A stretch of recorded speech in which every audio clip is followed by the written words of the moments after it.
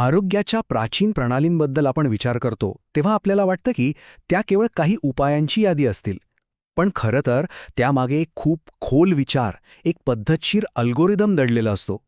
आज आपण अशाच एका प्राचीन सूत्राचा उलगडा करणार आहोत, जे आपल्याला उपचारांकडे बघण्याचा एक विलक्षण दृष्टिकोन देतं. चला सुरुवात करूया. हा श्लोक बघा, हा आयुर्वेदाच्या अष्टांग हृदयम या ग्रंथातून घेतला आहे आणि हाच खरं तर संपूर्ण उपचार पद्धतीचा कणा आहे. हे फक्त एक सुंदर वाक्य नाहीये, तर ही एक अचूक कार्यपद्धती आहे, एक स्टेप बाय स्टेप गाईडच म्हणा ना. यात उपचाराचा क्रम काय असावा, त्याचा गाभा काय आहे आणि सगळ्यात महत्त्वाचं त्यासाठी ज्ञानाची बैठक किती पक्की असावी हे सगळं सांगितलंय.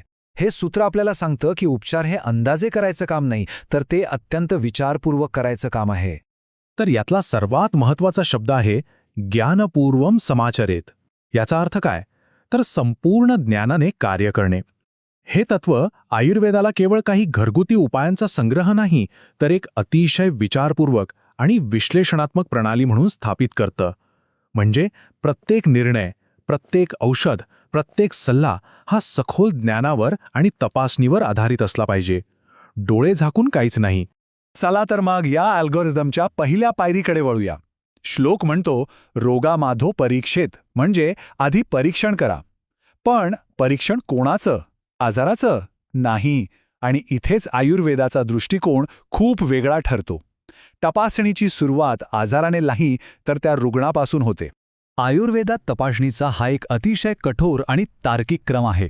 आधी रोगी परीक्षा आणि मगच रोगपरीक्षा. यामागचा तर्क अगदी सरळ आहे, नाही का?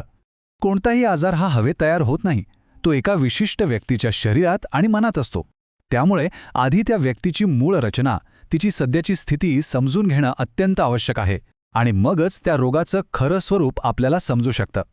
आजच्या भाषेत सांगायचं झालं तर ही प्रक्रिया अगदी एखाद्या मॉडर्न डायग्नॉस्टिक अल्गोरिदमसारखी आहे, जिथे प्रत्येक पायरी ठरलेली आहे, प्रत्येक माहिती महत्त्वाची आहे आणि आधीच्या पायरीवर पुढची पायरी अवलंबून असते. रुग्णाची तपासणी हा तो इनपुट आहे, ज्यावर संपूर्ण उपचार प्रक्रियेची रचना केली जाते. बरं, एकदा रुग्णाची मूळ प्रकृती आणि सध्याची स्थिती समजली की आपण तपासणीच्या पुढच्या टप्प्याकडे जातो. आता आपण त्या विशिष्ट आजाराला अधिक खोलात जाऊन समजून घेण्यासाठी वापरल्या जाणाऱ्या साधनांवर लक्ष केंद्रित करूया. तर रुग्णाला समजून घेण्यासाठी आयुर्वेद खूप सविस्तर साधन वापरतं, ज्याला दशविध परीक्षा म्हणतात. ही 10 कलमी तपासणी आहे, जी रुग्णाच्या एकूण शक्तीचं मूल्यांकन करते. आणि ही फक्त शारीरिक शक्ती नाहीये बरं का. इथे बघा, प्रकृती म्हणजे त्या व्यक्तीची मूळ रचना काय आहे, तर सत्व म्हणजे तिची मानसिक ताकद किती आहे. इतकंच नाही, तर त्या व्यक्तीची पचनशक्ती म्हणजे आहारशक्ती आणि व्यायाम करण्याची क्षमता म्हणजे व्यायामशक्ती हे सुद्धा तपासलं जातं. या इतक्या सखोल तपासणीमुळेच वैद्याला हे ठरवता येतं की उपचार किती तीव्र असावा किंवा किती सौम्य. या सगळ्या सखोल तपासणीचा अंतिम उद्देश एकच आहे. उपचार हा वन साइज फिट्स ऑल नसावा, तो प्रत्येक रुग्णाच्या अद्वितीय शारीरिक आणि मानसिक स्थितीनुसार अगदी अचूकपणे तयार केलेला असावा. आणि म्हणूनच आयुर्वेदाला एक अत्यंत पर्सनलाइज्ड म्हणजे वैयक्तिकृत वैद्यकीय प्रणाली मानलं जातं. आता आपण श्लोकाच्या दुसऱ्या भागाकडे येऊया. तदनंतरम औषधम, म्हणजेच त्यानंतर औषध. पण या संदर्भात औषध म्हणजे नक्की काय? फक्त एखादी गोळी किंवा काढा की अजून काही? आयुर्वेदात औषध म्हणजे फक्त एक कच्ची वनस्पती नाही, ती तर फक्त एक सामग्री झाली. तिची खरी शक्ती 2 गोष्टींमधून येते. एक म्हणजे संस्कार, म्हणजेच त्यावर केलेली प्रक्रिया, आणि दुसरा म्हणजे संयोग, म्हणजेच योग्य गोष्टींसोबतचं तिचं एकत्रीकरण. हे अगदी स्वयंपाक करण्यासारखं आहे. एक कच्ची भाजी स्वतःहून फार काही करू शकत नाही, पण जेव्हा आपण तिला योग्य प्रकारे शिजवतो, योग्य मसाले घालतो, तेव्हा तिची चव आणि पौष्टिकता कितीतरी वाढते. तसंच काहीसं इथे आहे. योग्य प्रक्रियेमुळे एक साधा पदार्थ एका शक्तिशाली औषधात बदलू शकतो. हे वाक्य बघा किती प्रभावी आहे. ते हेच सांगतं की फक्त पदार्थ महत्त्वाचा नाही, तो कसा आणि केव्हा वापरला जातो हे जास्त महत्त्वाचं आहे. योग्य ज्ञानाने आणि योग्य प्रक्रियेने वापरल्यास विषही अमृत बनू शकतं, आणि अज्ञानाने वापरल्यास अमृतही विष बनू शकतं. आणि आता येतो उपचारात्मक धोरणाचा एक अत्यंत महत्त्वाचा पण अनेकदा दुर्लक्षित केला जाणारा घटक, आणि तो म्हणजे वेळ. औषध नक्की कधी घ्यायचं हे त्याच्या परिणामावर खूप मोठा प्रभाव टाकू शकतं. याला भैषज्य काळ असं म्हणतात. ही एक प्रकारची प्राचीन क्रोनोथेरपीच आहे, जिथे उपचार शरीराच्या नैसर्गिक तालाशी आणि रोगाच्या अवस्थेशी जुळवले जातात. औषध जेवणाआधी घ्यायचं, जेवताना घ्यायचं की जेवणानंतर हे काहीही ठरवलेलं नसतं, तर त्यामागे एक विशिष्ट तर्क असतो. उदाहरणार्थ प्रागभक्त म्हणजे जेवणाच्या अगदी आधी औषध घेणं. हे सहसा अशक्त रुग्ण, लहान मुले किंवा वृद्धांसाठी वापरलं जातं. का? कारण यामुळे औषध लवकर पचतं आणि शरीराला त्रास होण्याची शक्यता कमी होते. याच्या उलट मध्यभक्त म्हणजे जेवणाच्या मध्ये औषध घेणं. हे विशेषतः पचनसंस्था आणि चयापचयाशी संबंधित विकारांवर काम करतं, कारण यावेळी औषधं थेट पचन प्रक्रियेशी संबंधित अवयवांवर प्रभाव टाकतं. आणि तिसरं उदाहरण म्हणजे पश्चातभक्त, म्हणजेच जेवणानंतर औषध घेणं. हे शरीराच्या वरच्या भागातील आजारांवर म्हणजे छाती किंवा घशाच्या विकारांवर लक्ष केंद्रित करण्यासाठी वापरलं जातं. या उदाहरणांवरूनच या प्रणालीची सूक्ष्मता आणि अचूकता आपल्या लक्षात येते. आता आपण श्लोकाच्या शेवटच्या पण तितक्याच महत्त्वाच्या भागाकडे येऊया, संपूर्ण ज्ञानाने कार्य करणे.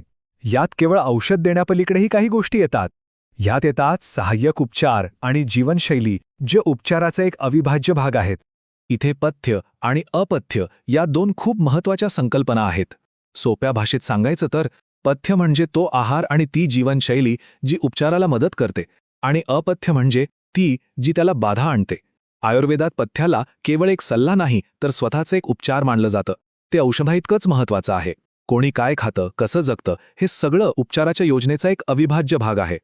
वैद्य जीवन या ग्रंथातील हे वाक्य पथ्याचं महत्त्व अगदी स्पष्टपणे सांगतं. याचा सरळ अर्थ असा आहे की योग्य आहार आणि जीवनशैलीशिवाय कोणताही उपचार पूर्णपणे यशस्वी होऊच शकत नाही. आता आणखी एक इंटरेस्टिंग गोष्ट, ती म्हणजे अनुपान. हे म्हणजे ते वाहन किंवा माध्यम ज्यासोबत औषध घेतलं जातं.